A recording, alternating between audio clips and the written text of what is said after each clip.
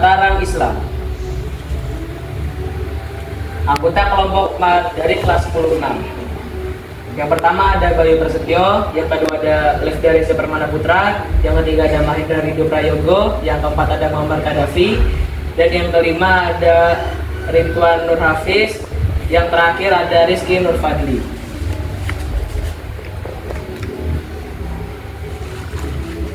Asal-usul dan letak geografis. Kerajaan Mataram Islam berdiri di wilayah yang sekarang menjadi Kota Gede Yogyakarta. Kota Gede menjadi pusat pemerintahan awal Kerajaan Mataram Islam. Ibu kota dipindah ke Kartasura yang terletak di sebelah timur Kota Gede sekitar 70 tahun setelah didirikan, yaitu pada tahun 1648. Kerajaan Mataram Islam menguasai sebagian besar Jawa Tengah, sebagian besar Jawa Timur, Jawa Barat, dan Madura di masa kejayaannya. Letak geografis Kerajaan Mataram Islam di daerah subur antara Kali Opak dan Kali Progo mendukung pengembangan sektor agraris. Masyarakat di Kerajaan Mataram Islam pada masa kejayaan hidup makmur karena sektor pertanian yang maju. Kerajaan Mataram Islam berperan penting dalam menyebarkan Islam di Jawa dan memiliki pengaruh besar terhadap peradaban di Pulau Jawa. Raja-raja terkenal Kesultanan Mataram Islam.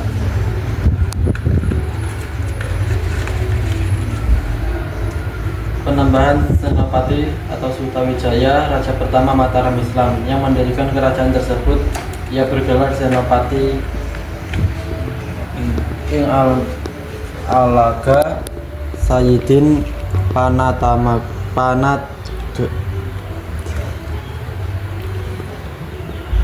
Panatagama yang menunjukkan kekuasaannya atas pemerintahan dan keagamaan. Penambahan hanya Kerawati Raden Mas Jalang, putra dari Panembahan Senopati dan Raja kedua Mataram Islam. Ia dikenal juga dengan nama Raden Mas Jolang atau Panembahan Seda ing Krapia. Sultan Agung hanya Krakusuma Raden Mas Rangsang, Raja Mataram Islam yang membawa kerajaan mencapai puncak kejayaannya.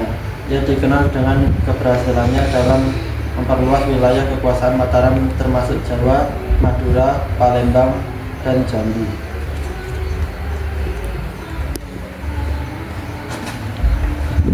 Sistem pemerintahan Kerajaan Mataram Islam bersifat monarki absolut, di mana kekuasaan tertinggi berada di tangan raja. Berikut adalah struktur umum sistem pemerintahannya. Yang pertama, raja, pemegang kekuasaan tertinggi, dianggap sebagai wakil Tuhan di bumi, memiliki kewenangan dalam bidang pemerintahan, hukum, militer, dan agama. Yang kedua, pejabat tinggi istana. Pejabat tinggi istana yang membantu raja dalam menjalankan pemerintahan antara lain patih, semacam perdana menteri yang membantu menjalankan administrasi pemerintahan, temenggung, bertanggung jawab dalam urusan militer dan keamanan, penghulu, mengurusi urusan agama dan peradilan syariah, adipati, kepala wilayah atau daerah di bawah kekuasaan Mataram, macam gubernur. Yang ketiga, sistem wilayah. Pemerintahan Mataram Islam membagi wilayah kekuasaannya menjadi beberapa daerah yang dikelola oleh para adipati atau bupati yang masih tunduk pada kekuasaan raja. Yang keempat, hukum dan agama. Hukum Islam digunakan dalam banyak aspek kehidupan, terutama dalam perkawinan, warisan, dan keagamaan. Namun, hukum adat juga masih berlaku, tergantung konteks dan wilayahnya. Yang kelima, militer. Raja memiliki kekuasaan militer tersendiri untuk menjaga stabilitas dan memperluas wilayah kekuasaan. Temenggung dan pejabat militer lainnya bertugas memimpin pasukan kerajaan.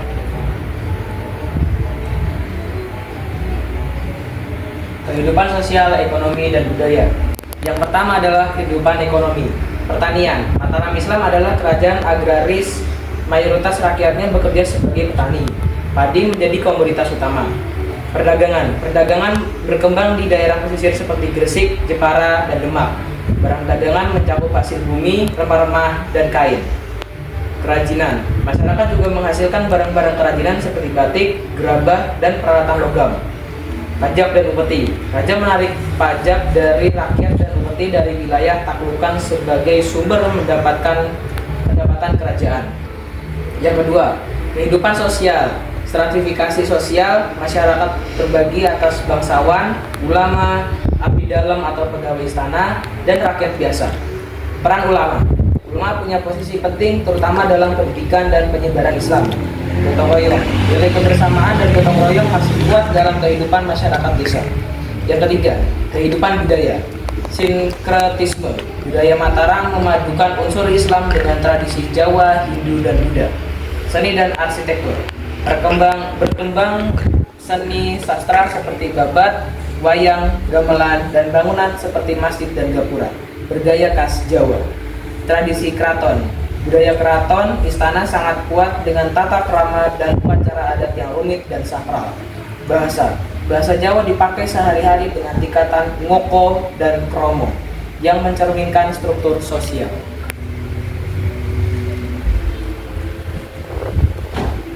Peninggalan sejarah Kesultanan Mataram Islam. Keraton Kota Gede, yaitu istana kerajaan Mataram Islam yang sebelumnya menjadi pusat pemerintahan. Masjid Patok Negara Sultani, Ploso Kuning, masjid yang didirikan oleh Kiai Musodo, keponakan Sri Sultan Hamengkubuwono I. Masjid Agung Gede Pauman, masjid di Yogyakarta yang merupakan tempat ibadah dan kegiatan keagamaan kerajaan. Masjid Al-Fatih Kepatihan, masjid di Surakarta yang dibangun atas perintah Sri Susuhunan Pakubuwono X. Masjid Agung Keraton Surakarta, masjid yang terletak di sebelah barat alun-alun utara Keraton Surakarta. Masjid Jami Pekuncen, masjid tertua di Kabupaten Tegal.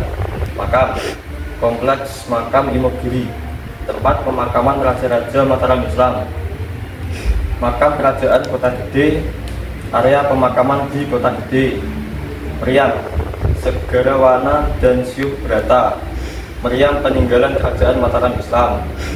Peninggalan lain, Taman Sari, situs bekas Taman Istana Keraton Yogyakarta yang dibangun pada masa Sultan Hamengkubuwono I. Kitab Serat Sastra Gending, kitab yang ditulis pada masa Sultan Agung Hanyokrokusumo. Segarawana dan Syuh Brata, hutan kerajaan dan tempat latihan militer dengan nilai spiritual dan militer.